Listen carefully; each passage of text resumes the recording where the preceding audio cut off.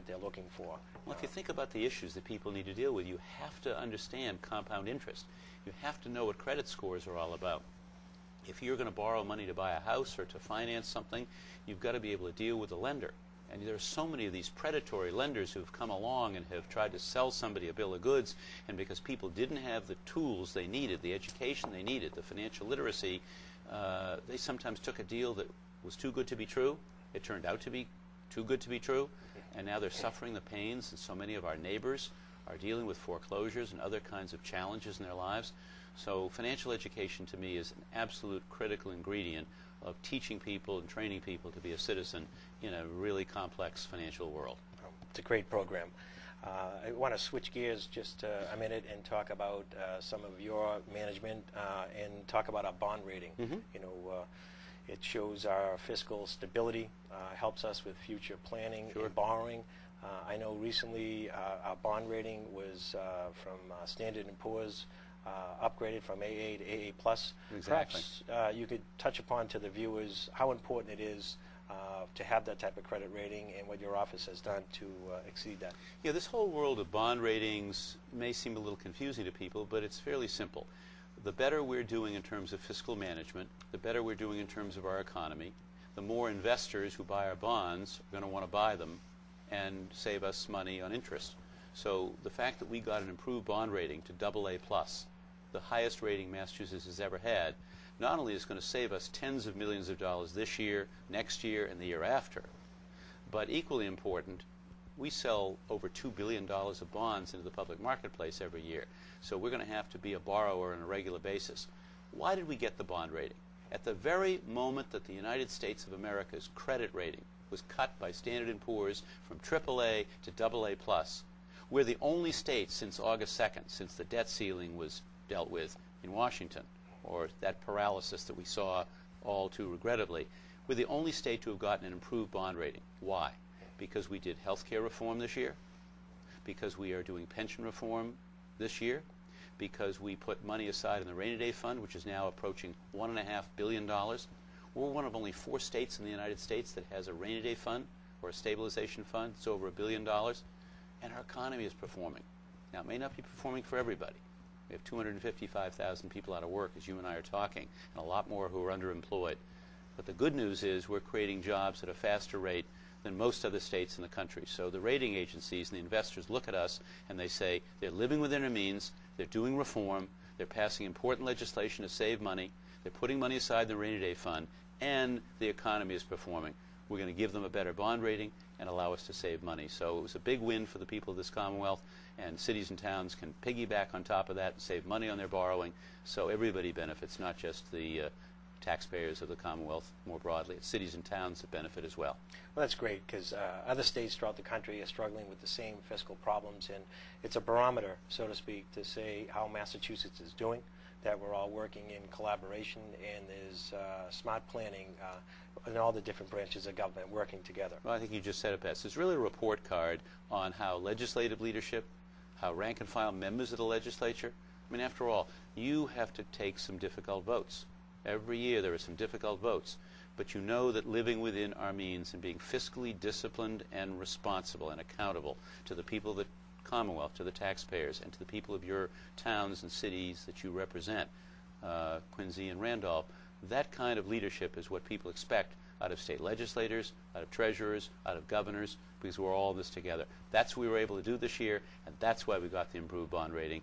And I'm very pleased that we got it, even though every day is a challenge to deal with the financial world in which we all live. Great. I want to switch now to the lottery. As State Treasurer, you oversee the Massachusetts State Lottery, and most successful lottery in the United States. Well, you know, and it deserves to be talked about. I'm sure we have a lot of lottery viewers watching tonight. I hope so. I hope they'll play the lottery on a regular basis.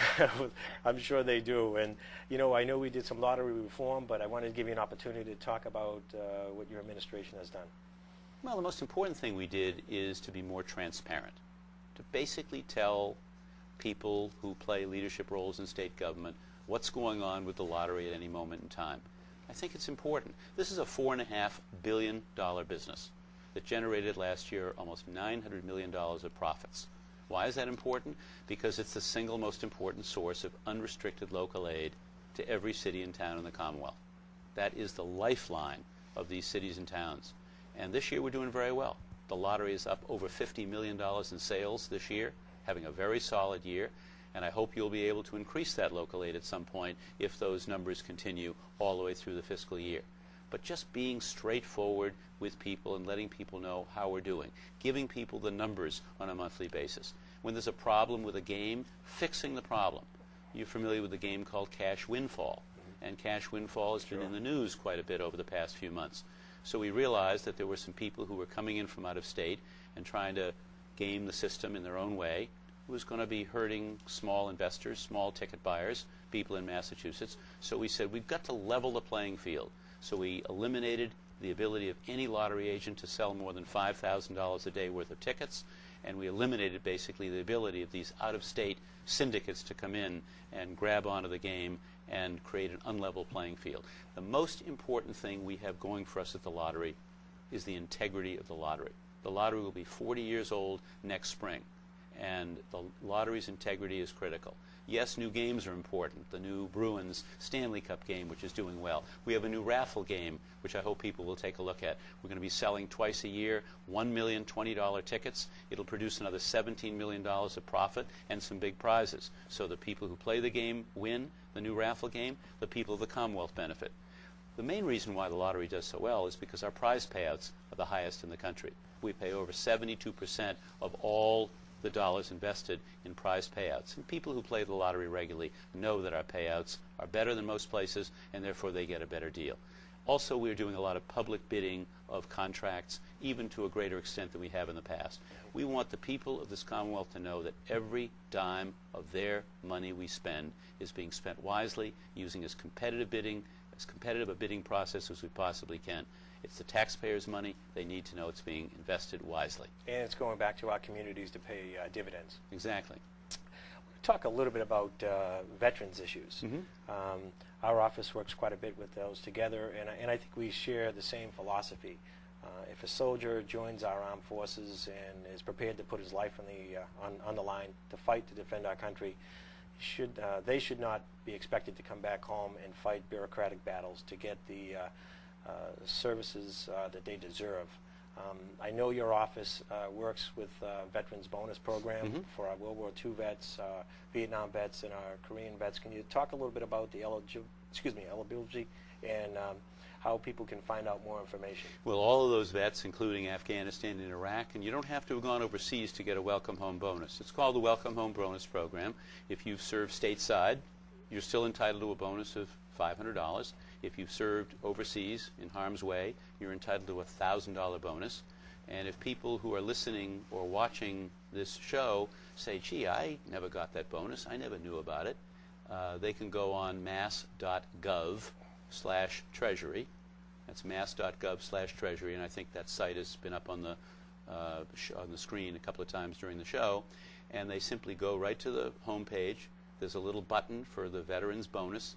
They can click on that button, and they can download a form, send that form in. Within a couple of weeks, they should be getting their $1,000 bonus. If you're a second-time tour or a third-time tour, you get an additional bonus. It's not quite as much because, frankly, we don't have as much money as we would like to have. I'd like to see veterans get a $1,000 bonus for the first tour, go back to Afghanistan for a second tour, get another $1,000, because it helps them get back on their feet. When they get back, they don't have a job. They've suffered some severe financial hardship, they and their families. It's only $500 the second time. I'd like to see it increase to $1,000 when we have the money. But that's essentially how that program works. And over 24,000 men and women have taken advantage of the Welcome Home Bonus Program since its inception. I tell you one other thing we did, and this is aligning Veteran Services, that's Coleman Nee, who's the secretary, who's terrific. I mean, they do a great job. I think veterans get better package of services in Massachusetts than any other state in the country, and that's because we care about those over 400,000 men and women who've put that uniform on. But unclaimed property. We took all the Social Security numbers on a highly confidential basis of all the people who had received the Welcome Home bonus, and we ran it through our database of unclaimed property. We found well over 2,000 men and women whom we were holding unclaimed property. We're still holding $170,000 of unclaimed property for many of those men and women.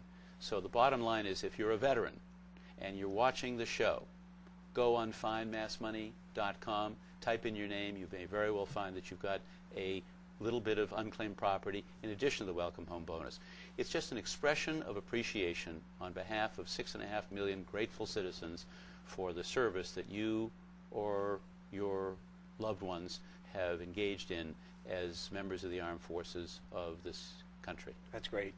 Well, Treasurer, they're telling me we're just about out of time, and I want to thank you for being a guest on the show. And you know, I appreciate all the accessibility your office gives our office in helping my constituents.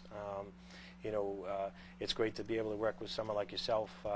And I know there's other topics we could have went on about, and if residents want to find out more information, they can certainly contact your office or mine. Right, and the scroll is up on the scroll. You know, the bottom line, Bruce, we're in business to do the same thing. It's all about protecting the public's money, helping to create jobs, and making sure that we've got the brightest possible future for our kids and for every one of our citizens. That's our bottom line. That's what we do. And I'm delighted to have had this conversation with you here today and look forward to being invited back. Well, great. And I want to thank our viewers for tuning in to my legislative update, and thank our State Treasurer, Steve Grossman. Thanks for tuning in.